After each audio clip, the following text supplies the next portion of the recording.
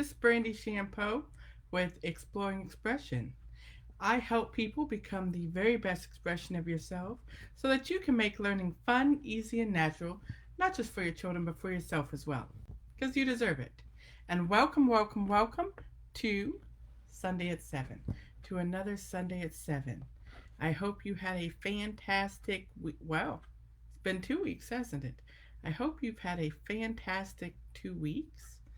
Um, I'm sorry I missed last week. We were storming and um, the children were running around, um, being alternately excited and scared with the storms. So, but I'm back today and welcome to Sunday at 7. How has your week been? Has it been productive? Has it been everything you hoped it would be? Right? Um, So today is an exciting day. It's a very exciting day. For one, this week, in just a couple of days, is the grand launch of Little Lion Makes a Roar. My newest book, Little Lion Makes a Roar, hits the shelves on, I think, Wednesday, on the 15th, whatever day that is.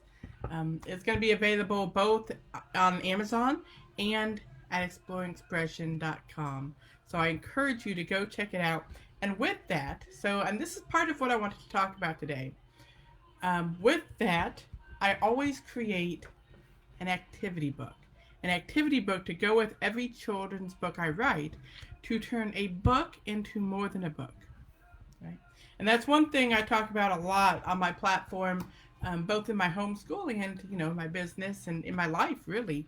Part of that learning lifestyle and always learning is the idea that something is always more than it is. Something is always more than you think it could be, right? That's even one of my survival strategies I give to people. When I do my talk, survival strategies for when life isn't fair, one of those strategies is always aim higher than you think you're capable of, because you are always so much more than you envision. And the same is true for books.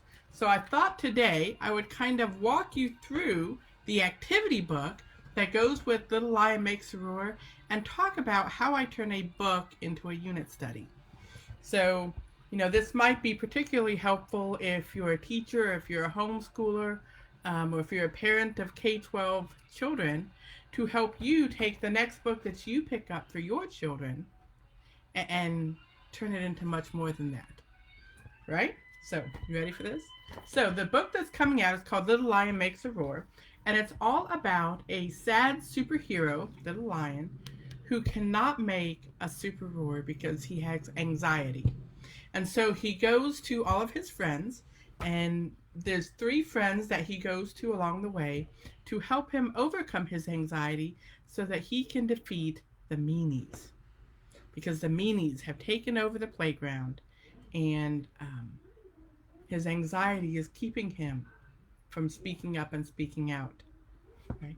And so he travels to his friends, to Meadow Man, his friend Meadow Man first, and then he goes to Fire Girl, and then finally to Owl Woman.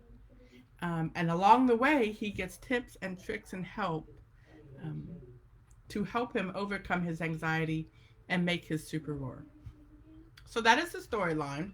And throughout the book, not only do I have the story, but I include a lot of word art. I include a lot of word art in all of my children's books to help for the younger students, the younger children that read it, with word recognition and sight words and things of that nature. Now, let's take it a step forward and let's think about how we can translate this children's book, this picture book, into a unit study, right? How can you take the books on your shelf and turn them into the unit studies? Well, first thing I do is I try to think about the subject areas that I want to encompass. When I start to plan a unit study for one of my children's books, I know I need something having to do with English and language arts, which is usually pretty easy because, it's a book, right? I want something to do with math. I want something to do with science and something to do with social studies. And then I always try to get something else. Let me say this again. I want something to do with language arts, something to do with math, something to do with science, something to do with social studies, and something else. And I try to encompass all of those inside um, my unit studies and my activity books that go with my Little Lion books. And if you ever look on my site or on my Teach to Pay Teacher store, I also do unit studies for other novels and things of that nature. And it follows kind of the same vein. As I read a book, I think, how does this apply to science? Or how does this apply to social studies? Or how does this apply to life?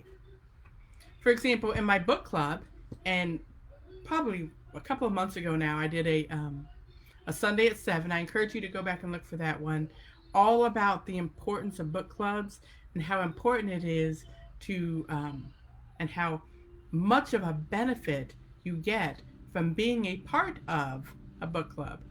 And so as we read our books through the book club, and we just finished reading Wuthering Heights, which, I'm not gonna lie, wasn't my favorite. Wasn't my favorite, but it was interesting. It was different. It took me a hot minute to get through. But as I'm reading it, I'm thinking about how can I apply this to science? And how can I apply this to social studies? And what can I learn about this for history?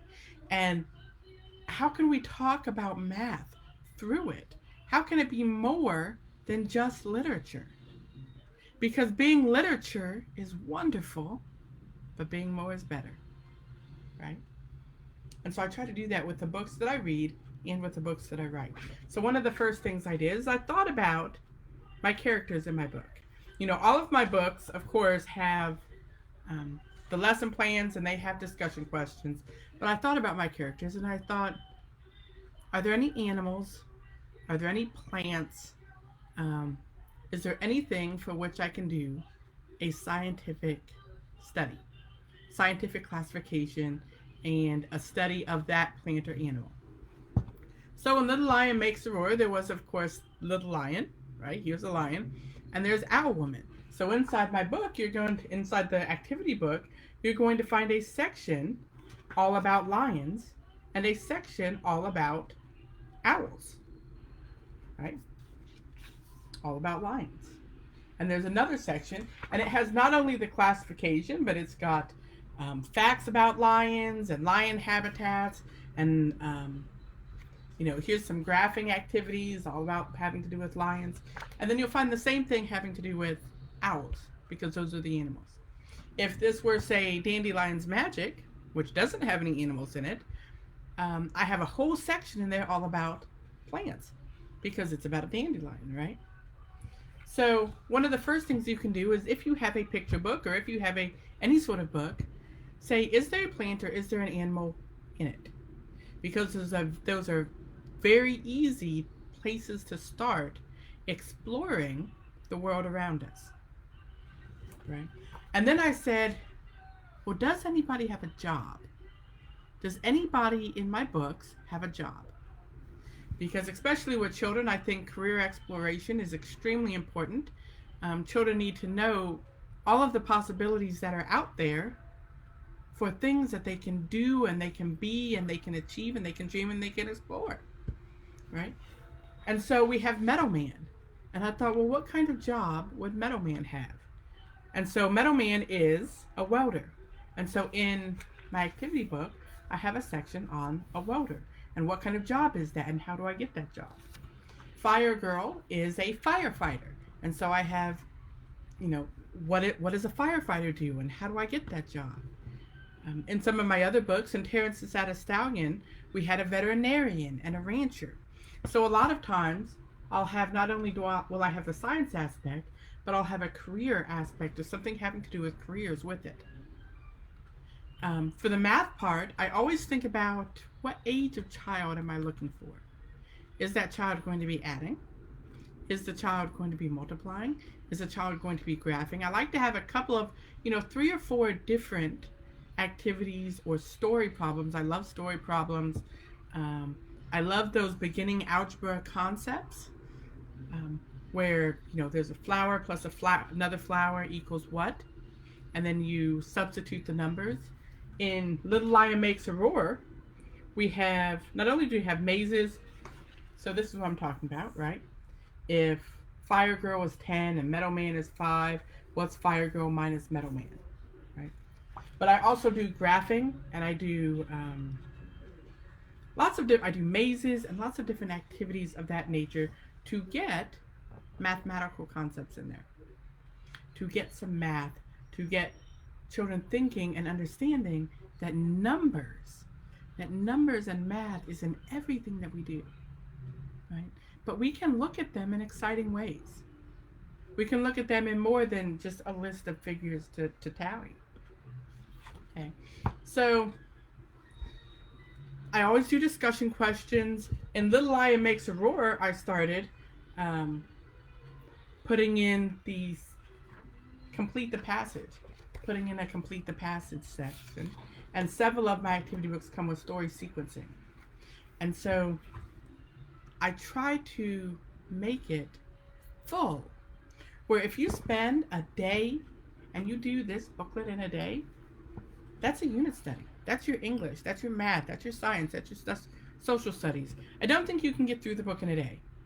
I think if you sat and did it all through, it'd probably take you a couple of days if you did the research and you did those other things. So the other couple of things that I always try to do in my activity books is think about what makes it special. What makes the book that you are reading special? What is the theme or the point or the moral or the message or the idea that you want people to get out of it, right? In Little Lion Makes a Roar, it's two things in there. One, it's all about anxiety. You know, a lot of my children's books deal with mental illness and mental health in children, and this one happens to deal with anxiety. And so I have a section in here all about anxiety and all about what to do and how to handle anxiety. See if I can, yes. All about worry and anxiety. And it's several pages on things that kids might be worried about. And then how to evaluate the things that you're worried about. To, ask yourself, is it true? Is it really true? How does that make me feel? What would it be like if I didn't think this way? And several pages on how to understand and begin that discussion with your child about mental health. Because we don't talk enough.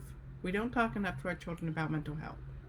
We don't talk enough about their mental health. We don't talk enough about the mental health of people around them. And I'm very open in the fact that I'm surrounded by people with mental health issues. And it's a part of my normal, right? And so it's very important for me to have these open discussions with my children so that they understand that mental health and special needs, people with mental health and other special needs, are normal and special. But you know what? Everybody's special in some way. Everybody is special in some way. And that's the conversation that we need to have with our children, and that's some of the dialogue that I try to start in my books and when doing my activity books. But we don't have to limit this. Obviously I'd love you to get my collection of books, but we don't have to limit this to my books. We can have the same thing. We can have the same thing discussing, I just finished reading Tollin's The Explosive Tales for Children, which is a fantastic book. And we can talk about why is the old Tollin leader, why is he so grumpy? Even after his foot was cured with gout, why is he still so grumpy? And we're reading now The Castle Corona, which has nothing to do with coronavirus, but was weird. And we're able to have these discussions of, well, what do you think? How do you think the prince feels? How do you think the king feels? How do you think all of these different characters in this book, how are they feeling? And then how are they dealing with those emotions? And do you think they're dealing with it in a healthy manner? How would we deal with it? How would you deal with it? So in a lot of my activity books and workbooks, I try to highlight, kind of those special things to help children understand feelings and understand when feelings are a little bit more than they can handle. Are a little bit more than they can handle. And so the final thing in this book that I have is a whole section on how to be a superhero. Okay, because the book's about a superhero. Little Lion is a sad superhero. And he's going around to his super friends. And so the activity book would be sadly incomplete without a section on how to be a superhero in your life. And I talked 2 weeks, was it 2 weeks ago? I think it was. I talked 2 weeks ago about how to be your own superhero. And there's a whole section in that workbook for children on how to be their own superhero. And part of it talks about what to do if somebody's being a meanie. And what is a meanie? It's a bully. How to deal with bullies and bullying. And think about everything that I just mentioned in the past, 10, 12, 15 minutes? Lion studies and owl studies and word searches and passages and story sequencing and discussion questions and career studies and emotional studies to help you get in touch with emotions and understand anxiety and navigate anxiety, and things that will open up the dialogue about how to recognize and deal with a meaning. And yet the book, it's not a big book. It's a book that you can sit and read in a sitting. That's the beauty of picture books. That's the beauty of picture books at any age, and that's an entirely different discussion, which is for a different day. And I think I've talked about it before in the past as well, the value of picture books for older students and adults.